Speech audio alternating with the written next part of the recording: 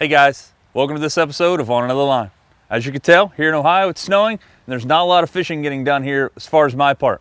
So I'm going to take this opportunity to make a beginning fisherman series for my YouTube channel that may help you out in the long run. Today we're going to be solving the conundrum of which fishing rod should I choose if I'm just now getting into the fishing world, or what do all the specifications of a rod mean? In this episode, we're going to find out. Let's get going. Set the hook on smallmouth bass, and then you'll understand. Gotta get your hands on a Shimano reel and a G-Loomis rod. I bet you like what you feel. Step on the deck, give it a whirl. Hello and welcome to my world. If you're watching this video, you're probably not sure how to choose a bass fishing rod and are looking for some clarification. Well, you're in luck.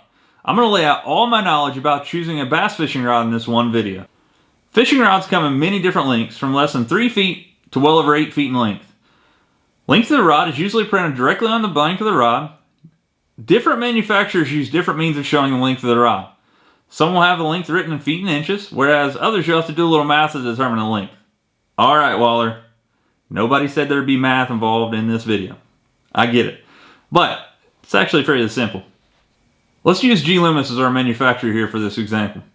A G-Loomis NRX 894C JWR to be exact. NRX is a series of rod. The number 8, 9, and 4 denote two things. The length of the rod, which is 89 or 89 inches, and 4 determines the power of the fishing rod. We'll get into power in just a second. To determine the length of the rod, you'll need to divide 89 inches by 12, which is 1 foot, and you'll get approximately 7 foot 4 inches.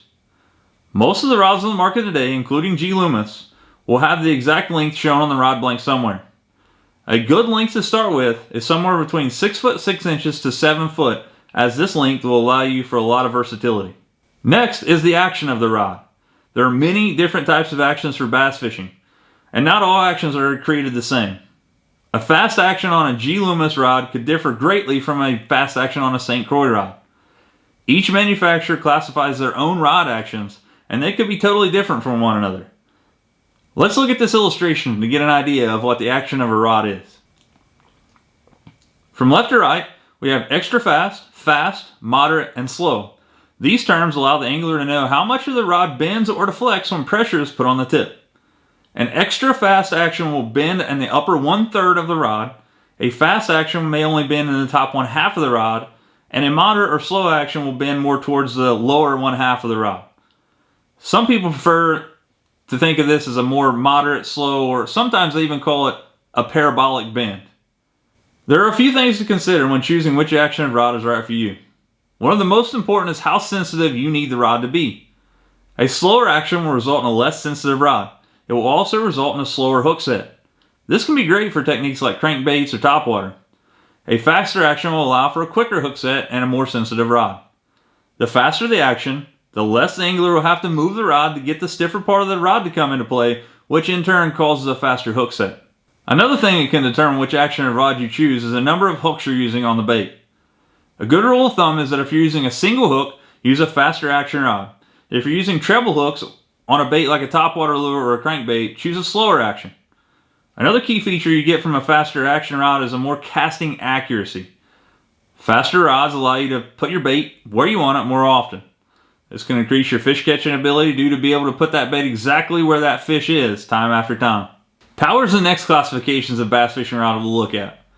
Power just means how much lifting strength the rod has. You hear me talk about a rod having a lot of backbone. What I mean by this is it has a lot of power or lifting strength. Power is usually described on a fishing rod as light, medium, heavy, or a combination of these. The power of the rod determines the rating of line that you should be fishing on that rod as well. A heavy power rod will snap lighter lines more easily, whereas a lighter rod will actually snap with heavier lines being used.